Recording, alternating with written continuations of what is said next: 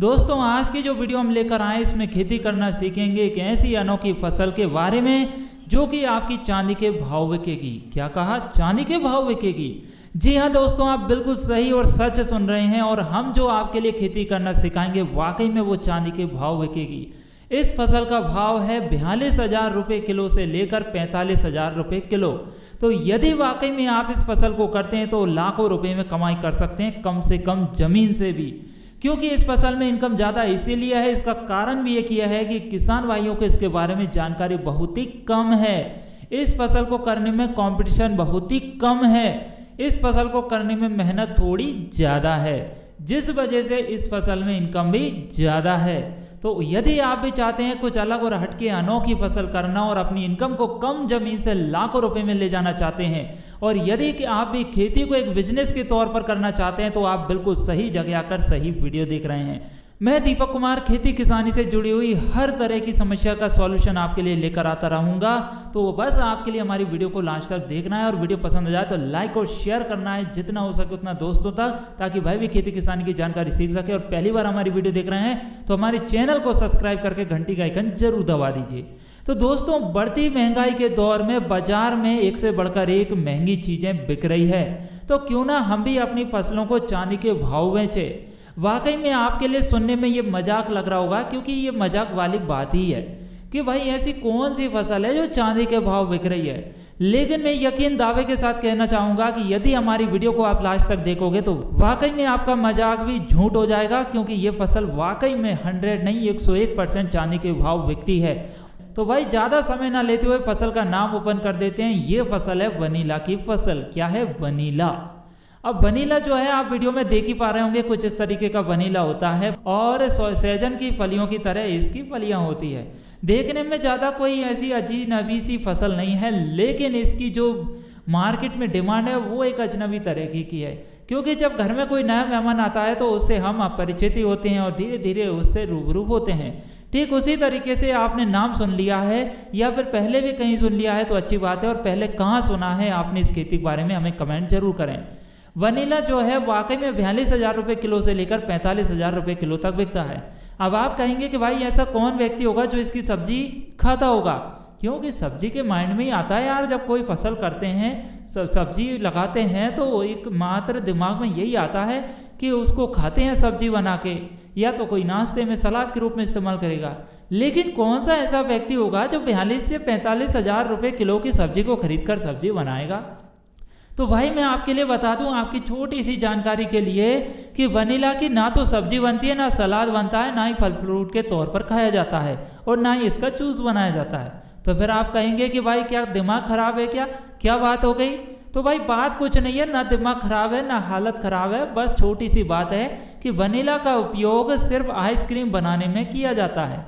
Ice cream में जो flavour डलता है उस फ्लेवर के रूप में वनीला का इस्तेमाल किया जाता है। वनीला की कीमत लगातार बढ़ रही है और ब्रिटेन के मार्केट में इसकी कीमत $600 प्रति किलो है। तो भारतीय मुद्रा में 1 किलो वनीला खरीदने के लिए आपको लगभग 42 से 45,000 रुपये खर्च करने पड़ेंगे। लेकिन भाई सब कुछ तो हो गया, इतना उतना बिकेगा, कैसे बिकेगा, क्या है? खेती करना तो सिखा दो यार, ये आपके माइंड में बहुत ज़्यादा क्वेश्चन आ रहा होगा। तो चलिए इसके बारे में भी सीख लेते हैं, खेती कैसे करना है। तो भाई आपके लिए बता दें कि अगर आप खेती में ज़्यादा लाभ कमाना चाहते हैं तो वनीला आपके लिए सबसे बेहतरीन विकल्प है। आप वनीला की खेती करके मोटी कमाई कर सकते हैं और वनीला को फल की तरह कई देशों में खूब मांगा जाता है। भारतीय मसाला बोर्ड की रिपोर्ट के अनुसार पूरी दुनिया में जितनी भी आइसक्रीम बनती है उसमें से 40% वनीला फ्लेवर की होती है। वनीला की मांग भारत की तुलना में विदेशों में ज़्यादा है, ऐसे में माल विदेश भेजने पर बड़ा मुनाफा होता है। दुनिया का 75% वनीला मेडागास्कर में ही पैदा होता है। भारत में इसकी कीमतों में उछाल रहता है। हालांकि मूल्य स्तर कितना भी हो, वनीला उत्पादक को कभी घाटे का मुंह नहीं देखना पड़ता है। आज हम आपको वनीला की खेती के बारे में बता रहे हैं, तो बड़े ही ध्यान से सुन लीजिएगा, क्योंकि छोटा सा टाइम लेंगे आपका, छोटा सा मतलब कि 8-10 मिनट का, उसी में आपका पूरा जानकारी दे देंगे। तो सबसे पहले बात करते हैं कि वनीला की खेती करने के लिए वातावरण का खास ध्यान देना पड़ता है। वनीला की फसल को ह्यूमिडिटी, छाया और मध्यम तापमान की जरूरत होती है। इसके लिए शेड हाउस बनाकर फव्वारा विधि से इसके अनुरूप वातावरण तैयार किया जा सकता है। 25 से 35 सेंटीग्रेड तक का तापमान वनीला की पैदावार के लिए सबसे अच्छा माना जाता है। हालांकि पेड़ों से छनकर आती रोशनी वनीला की फसल के लिए ज़्यादा अच्छी मानी जाती है। अगर आपके खेत में बाग है तो आप इंटरक्रॉप की तरह इसकी खेती आसानी से कर सकते हैं। बात करें कि कैसी मिट्टी होना चाहिए आपके खेतों में ताकि आप वनीला की फसल आराम से कर सकें, तो वनीला की खेती के लिए मिट्टी भुरभुरी और जैविक पदार्थों से भरपूर होना चाहिए। मिट्टी का पीएच मान 6.5 से लेकर 7.5 तक होना चाहिए। हालांकि आप मिट्टी की जांच के बाद वनीला लगाएं तो ज़्यादा बेहतर होगा। सड़ी गली गोबर की खाद, केंचुए की खाद डालकर मिट्टी की उपजाऊ क्षमता को बढ़ाया जा सकता है। अब सवाल उठता है कि भाई कैसे करेंगे, कैसे लगाएंगे वनीला को। तो बता दें कि वनीला की बेल लगाने के लिए कटिंग या बीज दोनों का इस्तेमाल किया जा सकता है। बेल लगाने के लिए मजबूत और स्वस्थ कटिंग कर लें। जब वातावरण में नमी हो तब आप इसकी कटिंग को लगा सकते हैं। वनीला लगाने से पहले गड्ढे बनाकर उसमें पूरी तरह से सड़ी गली खाद डाली जाती है। कटिंग को मिट्टी में ना दबाएं बल्कि सतह के ऊपर बस थोड़ी सी खाद और पत्तों से ढक दें। और इस वनीला की जो बेल बनती है उस बेल को फैलाने के लिए तार बांधा जाता है। आप इसे खेत में लगा रहे हैं तो 1 एकड़ में लगभग 2200 से 2400 बेल लगा होना चाहिए। फसल लगाने के बाद के गोबर से तैयार खाद, केंचुए की खाद आदि डालते रहना चाहिए।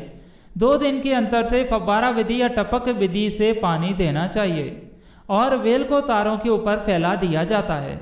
बात करें कि सिंचाई कितनी होगी और इसकी ऊंचाई कितनी जाएगी, तो इसकी ऊंचाई 150 सेंटीमीटर ज़्यादा नहीं होना चाहिए। फूल से लेकर फलियां पकने तक में 9 से 10 माह तक का समय लगता है।